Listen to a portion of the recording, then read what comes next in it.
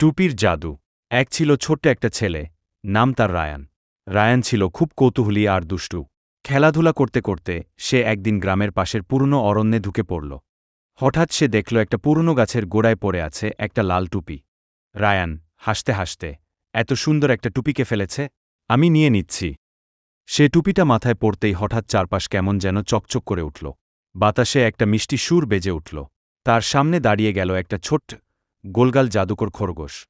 খরগোশ, ওহে রায়ান, তুমি জাদুর টুপি পরে ফেলেছ। এখন তুমি আমাদের জগতে ঢুকে পড়েছ। রায়ান চোখ বড় করে, তোমরা কারা? খরগোশ, আমরা জাদুর অরণ্যের প্রাণীরা। কিন্তু একটা সমস্যা হয়েছে, দুষ্টু বাদুড় রাজা আমাদের আলো চুরি করে নিয়ে গেছে। তুমি কি আমাদের সাহায্য করবে? রায়ান একটু ভয় পেলেও টুপির জাদুতে সে হঠাৎ সাহস পেয়ে গেল। রায়ান, আমি চেষ্টা করব। তারপর রায়ান আর খরগোশ মিলে বেরিয়ে পড়ল বাদুড় রাজার দুর্গের দিকে। পথে পথে নানা রকম মজার প্রাণী, কথা বলা গাছ, গানের পোকা আর চকচকে মাছ রায়ানকে শুভেচ্ছা জানাতে লাগল। অবশেষে তারা পৌঁছাল এক অন্ধকার গুহার কাছে। ভিতরে ছিল বিশাল এক বাদুড়, গায়ে কালো ম্যান্টেল, আর গলা থেকে ঝুলছে এক আলো ঝলমলে লণ্ঠন। বাদুড় রাজা, কে সেখানে? কে আমার আলো নিতে চায়? রায়ান, তুমি অন্যদের আলো চুরি করেছ, এটা ঠিক না। আলো সবার জন্য। বাদুড় রাজা হেসে বলল, তাহলে দেখাও তোমার সাহস। তখন রায়ান টুপির মধ্যে হাত ঢুকিয়ে বের করল একটা ছোট্ট আয়না। সে আয়নাটা তুলে ধরতেই আলোর রশ্মি ঠিকরে পড়ল বাদুড় রাজার চোখে।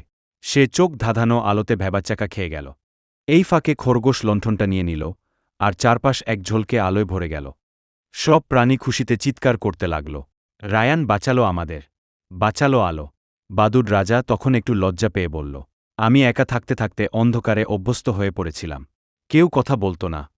রায়ান এগিয়ে গিয়ে বলল, তাহলে আসো, তুমি আমাদের সাথেই থাকো। আলো ভাগ করে নিলে অন্ধকার কাউকে আর একা লাগবে না। বাদুড় রাজা হেসে মাথা নেড়ে সম্মতি দিল। তারপর সবাই মিলে ফিরল জাদুর অরণ্যে। খুশি আর আলোয় ভরে উঠল গোটা জগতটা। খরগোশ রায়ানকে বলল, তুমি ছিলে সত্যিকারের বীর। এখন তুমি যখন খুশি টুপিটা পরে আমাদের দেখতে আসতে পারো। রায়ান হেসে বলল, আর তোমাদের আলো কখনো কারও একার না। আলো মানেই ভালোবাসা।